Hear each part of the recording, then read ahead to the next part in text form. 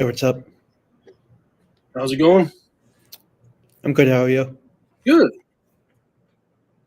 Thanks for taking the time to come on. Yeah, glad our schedules finally worked out. Yeah.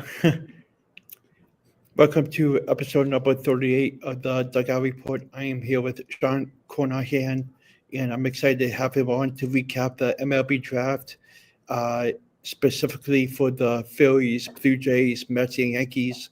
And he'll also talk about what goes through his war room experience on draft day and everything else. So welcome. Glad to be here. Thank you for having me, man. What are your thoughts on how the Phillies drafted? I mean, the Phillies, they jump off with their first pick with Gage Wood, who, everybody probably remembers the 19 strikeout perfect game. 19 strikeout no hitter, College World Series. He's got a true double plus fastball. He's got some off-speed stuff. What he did at the College World Series is what he can be. The problem is he's really dealt with injuries over the last couple of years. He didn't get a full year even this year. It was kind of ramping up throughout the year. So it'll come down a little bit to just kind of see how if he can stay healthy. But if he's healthy, the stuff itself is absolutely massive and a great first pick there. And they follow that up going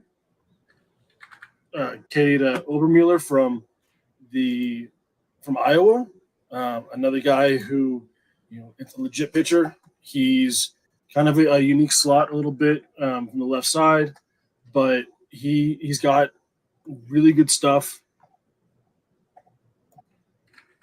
Coming out of Iowa, and get a couple of his numbers here. I see he was drafted by Texas back last year.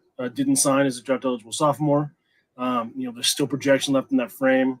He's a stretch only guy with a close setup, but he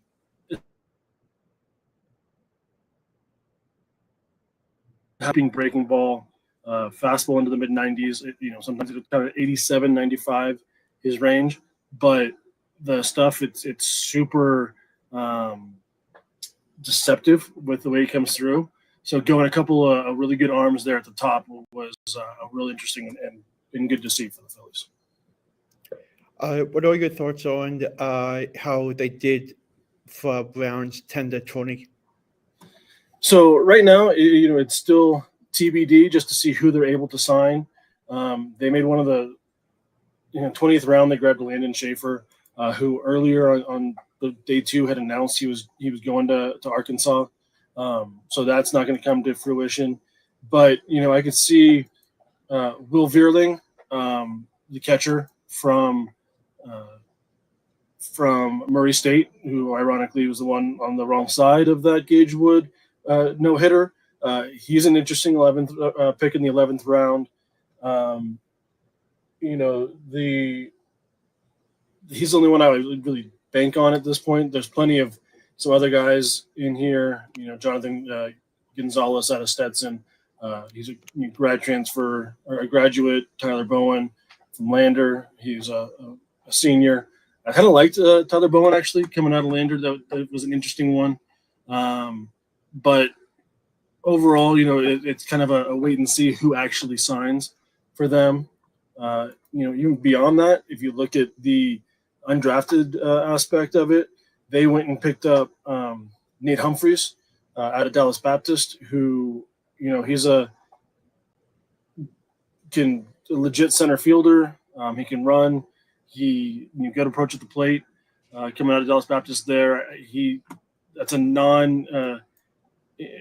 there's a non-zero chance he becomes a big leaguer as maybe a 4th outfielder for, as an undrafted guy. So just because the draft was over doesn't mean that, the quality guys aren't coming into the program, the system. What do you think about how the Mets, Blue Jays, and Yankees did? Yeah, I mean, the Mets did very Mets things. They went Mitch Voigt with their first pick. Something that they've done the last 2 years prior. They went Carson Benj and Nolan McLean, not in that order, McLean then Benj. Two guys who were announced as two-way.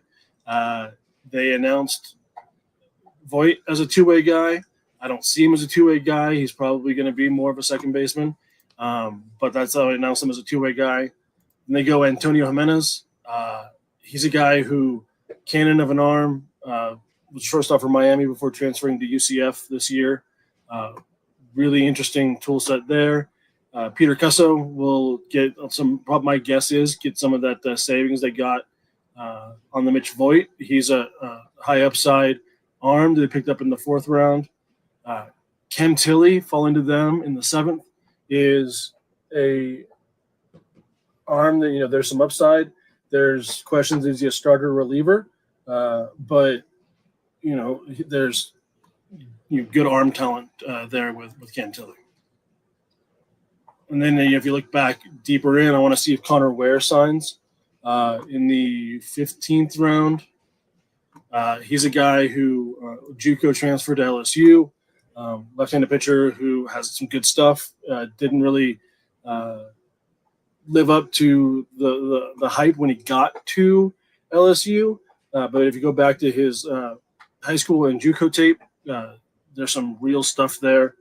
And then I saw this morning they signed John Bay as an undrafted free agent at Austin Peay, who was the cog to that Austin Peay lineup for the last few years. And I take that back. That was not them. I'm sorry. Yeah, John Bay. He signed, and that's an interesting one there as well. What are your thoughts on the undrafted free agents for the teams I mentioned? Yeah, I mean, like I said, John Bay there with the Mets, with the Yankees. They've actually got a couple of guys. Logan Maxwell signing out of Arkansas, 4th outfield type upside. I saw they got Robbie Burnett, who in the beginning of the year was absolutely mashing for Georgia. So a couple of good ones there. Those are the big ones to me, as far as undrafted, as far as that. And if you're an undrafted guy, if you end up getting a 4th outfielder, you've done well there. If you get, a guy who ever gets a cup of coffee, that's a successful undrafted free agent. And to me, the Yankees actually have a couple of guys with that type of upside. Mm-hmm. Talk about what goes through your draft war room during the draft and how you process that. Yeah, I mean, for me, I think I had something like 8 screens going. My phones were going. I have, I'm watching the draft. I'm watching the draft tracker, getting text messages, direct messages from players, scouts, coaches, agents. I keep up with that. I've got, all my notes up, all my rankings up and things like that to try and keep up with it as much as I can, so that I have it. This year coming into the draft, I had notes on, I believe it was right about 1,200 players in the draft. 615 got drafted. I had almost double the notes on that. Obviously, there were some that were drafted I didn't have anything on. But I had a lot of that information already ready to go. It was just a matter of making sure I had it at my fingertips and ready. And then, keep an eye on the messages as I got notes from different, like I said, scouts, players, coaches, agents, making sure I keep it in touch with people throughout the industry as it was going along. What are you planning on doing to get ready for next year's draft from now until next year at this time of year? And